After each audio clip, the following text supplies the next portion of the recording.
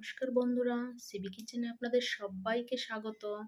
আজ আমি দেখাবো পনিরের একটা নিরামিষ রেসিপি। খুব অল্প সময়ের মধ্যে খুব সুস্বাদু একটা রেসিপি। তার জন্য আমি এখানে নিয়ে নিয়েছি 400 গ্রাম পনির।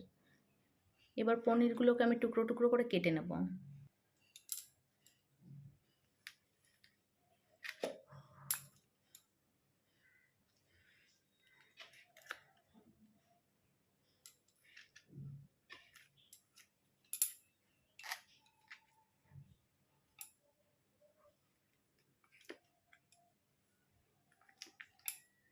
আপনারা চাইলে আপনাদের পছন্দ মতন পনিরগুলো কাটতে পারেন।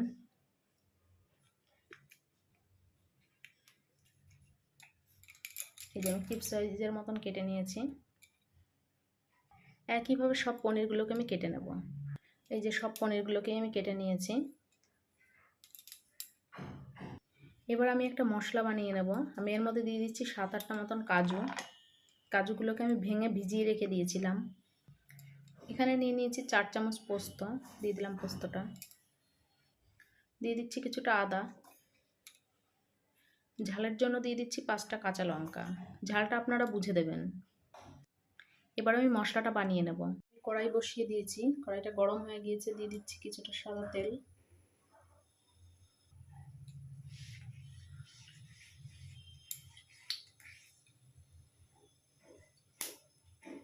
এবার দিয়ে দিচ্ছি পনিরগুলো।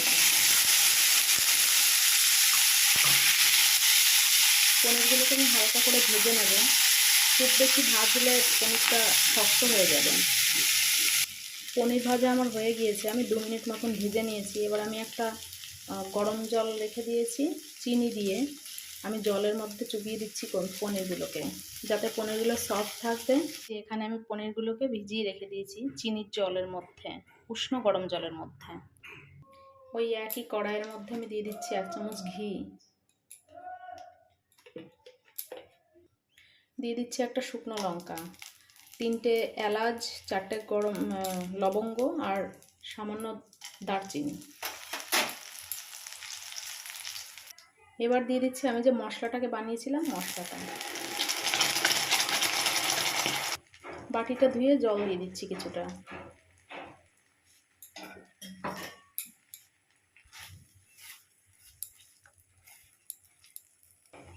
এবার এইভাবে আমি 5 মিনিট মশলাটাকে কষিয়ে নেব। আমি এই রান্নাটায় কোনো হলুদও ব্যবহার করব না। মশলা থেকে তেল ছেড়ে দিয়েছে। দিয়ে দিচ্ছি স্বাদ মতো নুন আর 1/2 চামচ গোলমরিচের গুঁড়ো।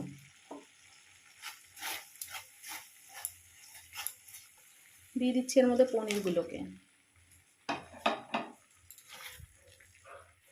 পনিরটাকে এবার কিছুক্ষণ নাড়াচাড়া করে নেব, যাতে পনিরের মধ্যে ঠিকঠাক লবণ আর মশলাগুলো ঢুকতে পারে। মশলাটা কষিয়ে নিয়েছি। এবার আমি দিয়ে দিচ্ছি সামান্য জল।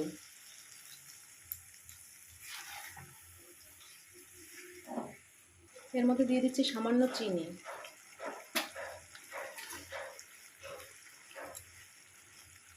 এবার আমি এর মধ্যে দিয়ে দিচ্ছি দুধ।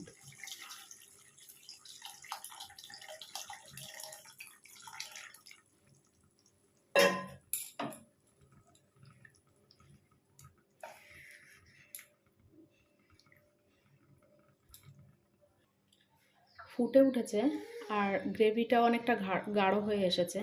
এবার আমি এর মধ্যে দিয়ে দিচ্ছি কিছুটা কসুরি মেথি। কসুরি মেথি দিলে রান্নাটার স্বাদ ও গন্ধ দুটোই সুন্দর লাগে। এবার আমি 5 মিনিটের জন্য ঢাকা দিয়ে দিচ্ছি। ঢাকনাটা নামিয়ে নিচ্ছি। রান্নাটাও আমার একদম তৈরি হয়ে গিয়েছে।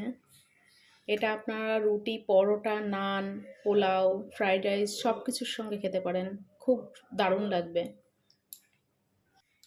এই নতুন নতুন রান্নাগুলি পেতে অবশ্যই আমার চ্যানেলটিকে ফলো করুন। আর আমার ভিডিওগুলো যদি ভালো লেগে থাকে লাইক, কমেন্ট, শেয়ার করতে ভুলবেন না। অনুরোধ রইল চ্যানেলটি সাবস্ক্রাইব করার। আসছি পরের ভিডিও নিয়ে। সুস্থ থাকবেন, ভালো থাকবেন।